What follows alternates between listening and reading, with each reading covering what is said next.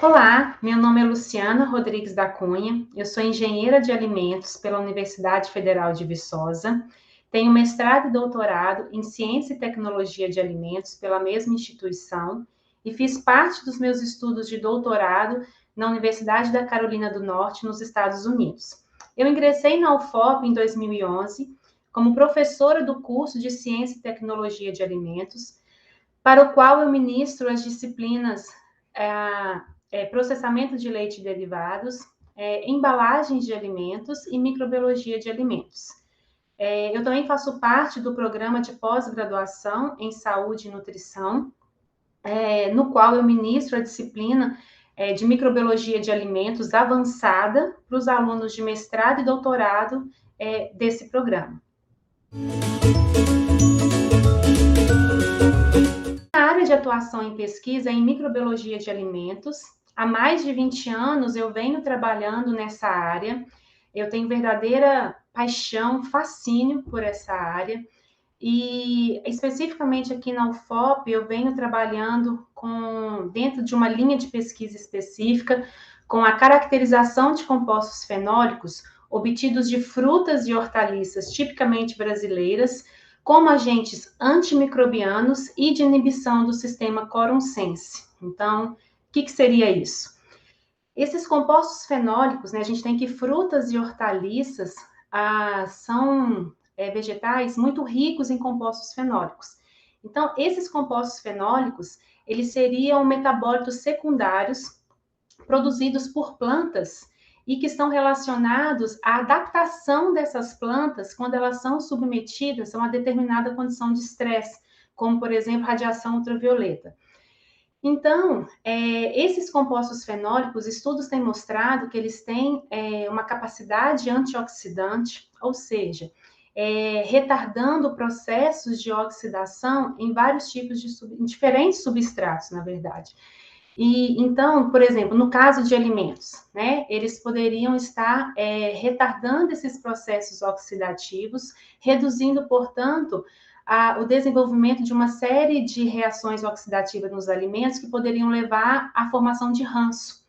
E também, por estar envolvido, né, na redução desses processos oxidativos, eles também têm mostrado resultados promissores na redução do risco de desenvolvimentos de doenças crônico-degenerativas e cardiovasculares.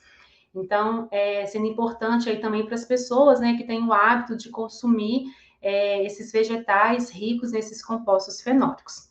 Então, além dessa capacidade antioxidante e esses compostos fenólicos também têm mostrado resultados promissores na inibição do crescimento de micro-organismos, ou seja, com atividades antimicrobianas.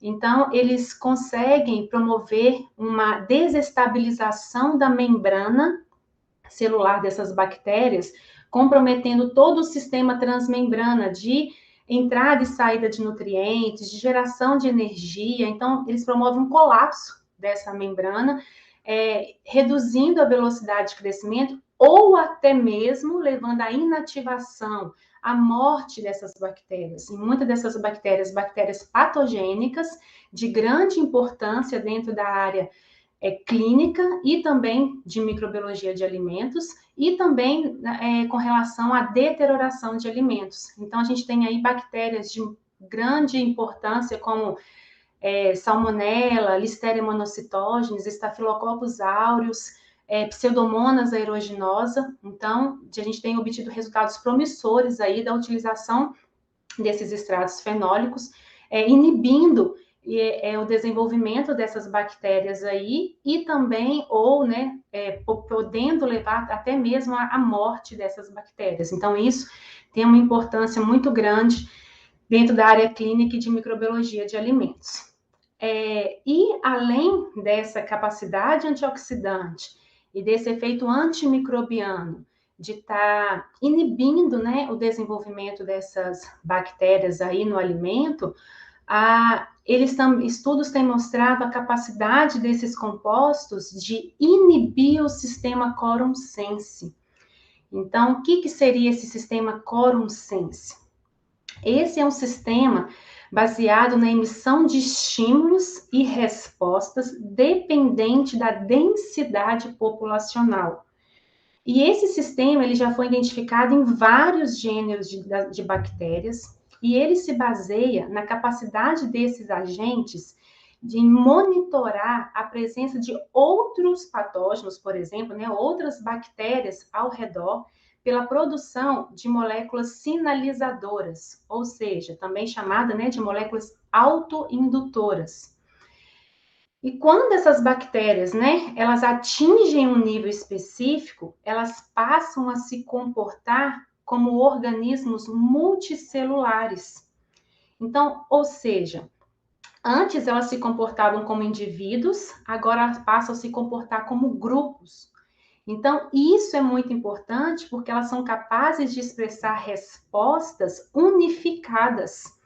E isso muitas vezes está relacionado, é benéfico para elas, né? Favorável para a sobrevivência dessas bactérias. Ou seja, é um sistema de comunicação entre essas bactérias, então elas conseguem se comunicar e por meio da emissão de moléculas sinalizadoras, então elas vão produzindo e excretando essas moléculas sinalizadoras ali no meio. Então, quando elas estão numa determinada concentração, quando elas atingem um determinado limiar, por isso chama de quórum sense, elas conseguem sentir esse quórum, sentir essa população, aí elas deixam de se comportar como indivíduos e passam a se comportar como grupo. Então, isso tem uma vantagem adaptativa, uma vantagem de sobrevivência muito grande para elas. E qual que é a grande importância disso dentro da área clínica e dentro da área de microbiologia de alimentos? É porque muitas dessas respostas reguladas por esse sistema Quorum Sense, eles contribuem para a patogenicidade da bactéria. Então, por exemplo, a expressão de vários fatores de virulência. O que seriam fatores de virulência? Seriam fatores que habilitam a bactéria a causar a doença. Então, por exemplo, a produção de toxinas, né, é regulada pelo sistema Quorum Sense. A evasão do sistema de defesa do organismo, como se ela conseguisse burlar, né, estratégias para conseguir burlar o sistema imune do hospedeiro, muitos são regulados pelo sistema Quorum Sense. A produção de biofilmes, que exerce uma grande importância dentro da indústria de alimentos, é regulado pelo sistema Quorum Sense. A produção de antibióticos, a motilidade das bactérias, enfim, vários fenótipos de grande importância na área clínica e dentro da indústria de alimentos, né, de importância para a indústria de alimentos, por exemplo, a produção de proteases e lipases que aceleram os processos de deterioração dos alimentos, são também regulados pelo sistema Quorum Sense. Então, só para ilustrar um pouco esses fenótipos que eu acabei de descrever. Formação de biofilmes para a indústria de alimentos. Os biofilmes é uma complexa agregação de micro-organismos caracterizada pela excreção de uma matriz adesiva e protetora. Ou seja, o que é isso? Nós temos ali um exemplo mais clássico que a gente tem de biofilmes, é o tártaro que muitas pessoas desenvolvem nos dentes.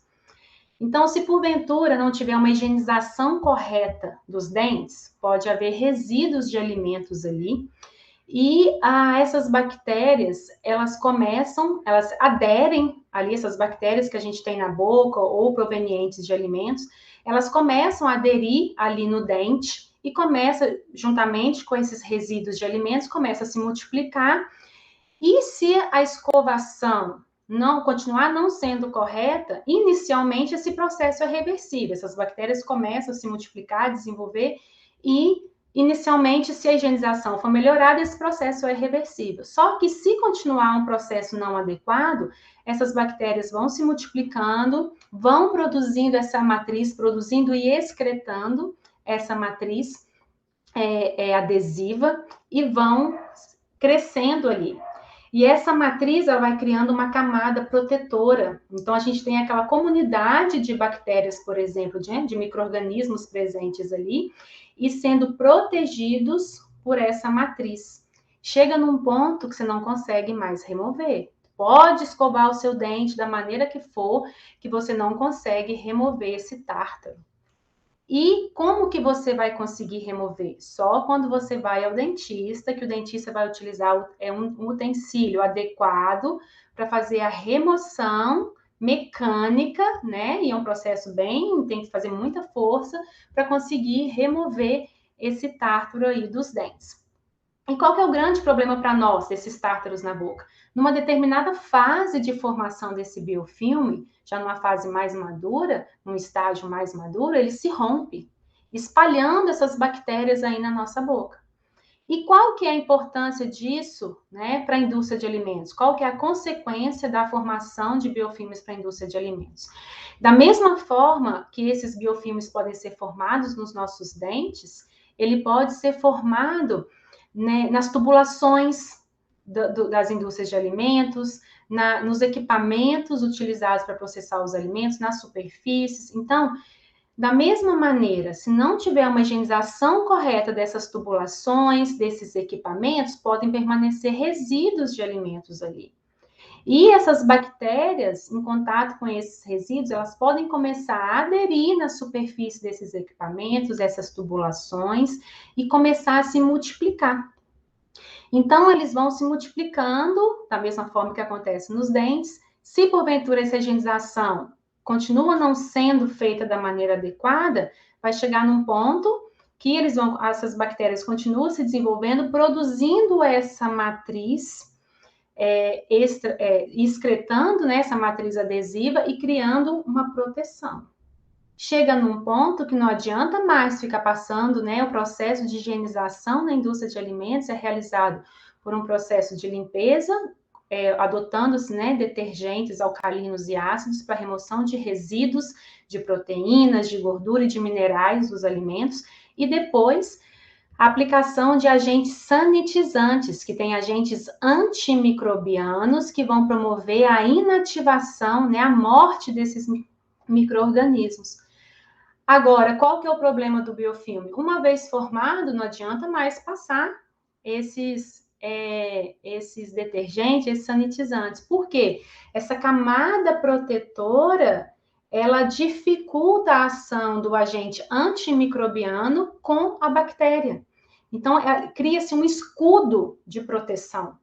Então, dificultando a ação desses agentes com a bactéria. E qual que é a consequência disso para a indústria de alimentos? Lembra que eu falei? Numa determinada fase de formação desse biofilme, ocorre o rompimento e o espalhamento dessas bactérias.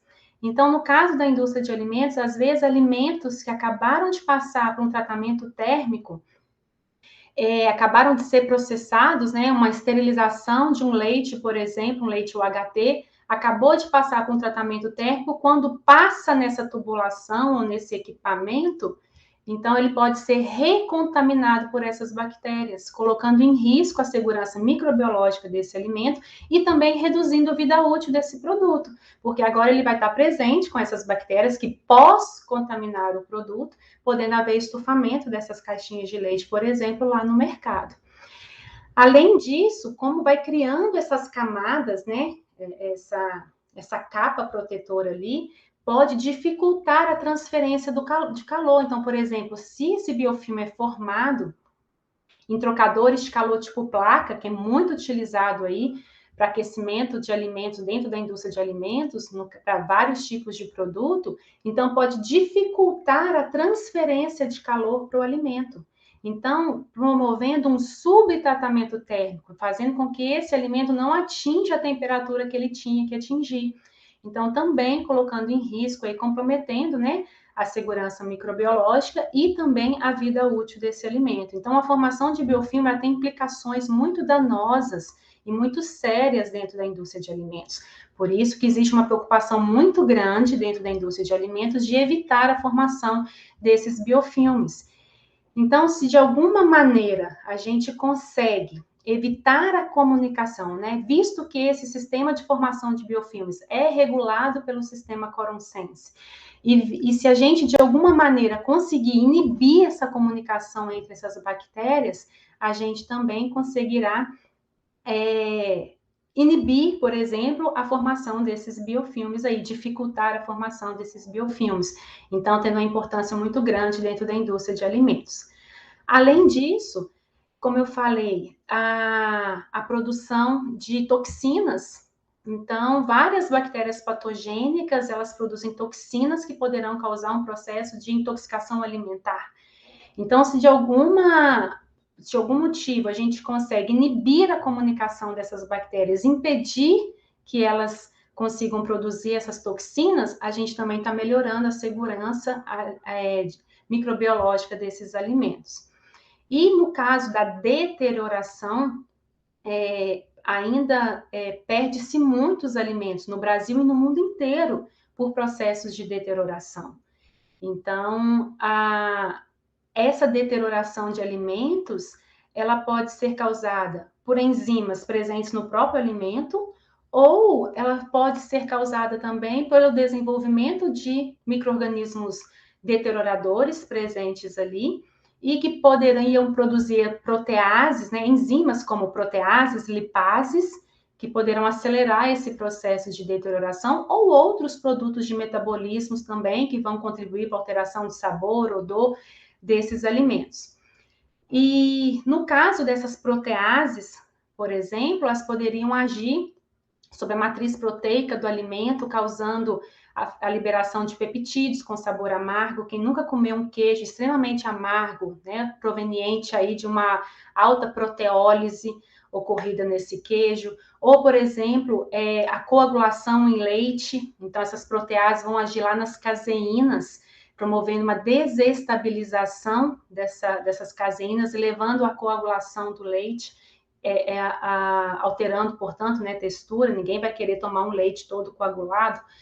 E, além disso, por exemplo, as lipases, que poderão agir aí sobre os triglicerídeos presentes em alguns alimentos, levando à formação de ranço.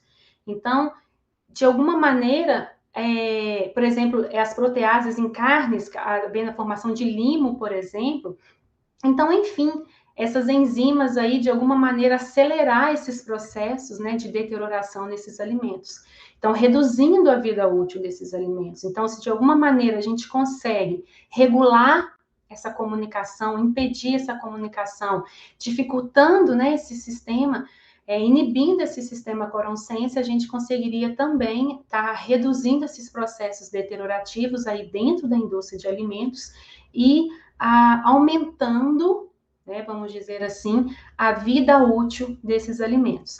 Então, busca-se hoje, né, então, em virtude da importância desses vários fenótipos que são regulados pelo sistema Coron Sense, hoje busca-se muito estratégias, né, de tentar, de alguma maneira, inibir esse sistema Coron Sense, seja pela produção de algum composto, alguma enzima que vai hidrolisar essas moléculas sinalizadoras, não deixar que elas sejam produzidas, enfim, de alguma maneira tentar inibir esse sistema Coron Sense como forma de evitar, né, controlar a maioria desses sistemas e, consequentemente, esses fenótipos de grande importância aí dentro da área de clínica e de microbiologia de alimentos.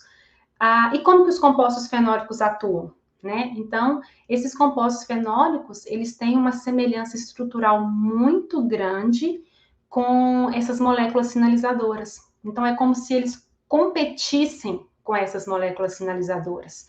Então, dificultando, então, a interação dessas moléculas sinalizadoras com sua proteína receptora e, consequentemente, a ativação da transcrição desses genes aí relacionados a esses fenótipos, né, que eu acabei de mencionar aqui, regulados por esse sistema Coron Sense. Então, hoje a gente tem trabalhado muito em extrair esses extratos brutos aí de diferentes frutas tipicamente brasileiras, hortaliças, para tentar, de alguma maneira, e a gente tem obtido já resultados muito importantes, muito interessantes, conseguido publicar em revistas aí de impacto, mostrando realmente o efeito desses compostos fenólicos in vitro e agora, recentemente, a gente também tem feito os estudos no alimento, diretamente no alimento, e obtido resultados bem promissores aí com a inibição, tanto com a atividade antimicrobiana, atividade antioxidante desses compostos fenólicos in vitro e no alimento, e também a de inibição desse sistema Quorum Sense por esses extratos de diferentes fenótipos, né, regulados por esse sistema Quorum Sense. O que me levou a realizar pesquisas nessa área, como eu falei lá no início, a paixão pela microbiologia de alimentos. Como eu falei, há mais de 20 anos eu trabalho com microbiologia de alimentos, justamente por acreditar na importância da microbiologia de alimentos, né, na área da microbiologia, tanto na área clínica quanto na área de alimentos, e principalmente trabalhando dentro dessa área por motivar a lançar no mercado alimentos mais saudáveis, porque o que na verdade a gente busca, quando eu estou estudando esses extratos fenólicos com atividade antioxidante, com atividade antimicrobiana e também de inibição do Quorum Sense, do sistema Quorum Sense, na verdade eu estou buscando por agentes, por conservantes naturais, né, que possam inibir esses patógenos, inativar esses patógenos e que também possam aumentar a vida útil do alimento. Então, eu estou buscando por segurança microbiológica e aumento de vida útil desses alimentos. Então, na verdade, o que a gente está buscando seria a substituição de conservantes sintéticos, de aditivos químicos que a indústria já utiliza, por conservantes naturais. Então, a motivação é com relação a lançar no mercado alimentos mais saudáveis e seguros microbiologicamente falando, e com o aumento de vida útil desses alimentos, mas também mais saudáveis. Quando eu tiro aditivos químicos e substituo por conservantes naturais, eu consigo manter a estabilidade desse alimento, a segurança microbiológica, sem estar levando alimentos com esses componentes químicos. Eu estou levando alimentos seguros e mais saudáveis para o consumidor. Então, essa parte me motiva muito, de colocar no mercado alimentos mais saudáveis. Além disso, esses compostos fenólicos, como eu mencionei, eles têm a capacidade de promover, né, de reduzir pelo fato de retardar esses processos oxidativos, eles possuem também a capacidade de reduzir o risco do desenvolvimento de doenças cardiovasculares e crônico-degenerativas. Então, eu conseguiria colocar no mercado as pessoas que fossem consumir também esses alimentos, eu estaria levando um benefício funcional adicional à saúde desses consumidores. Então, eu estaria colocando alimentos que levariam um benefício funcional a mais. Então, tudo isso me motiva a continuar trabalhando nessa linha para tentar colocar esses alimentos mais saudáveis e com esse benefício funcional adicional aí.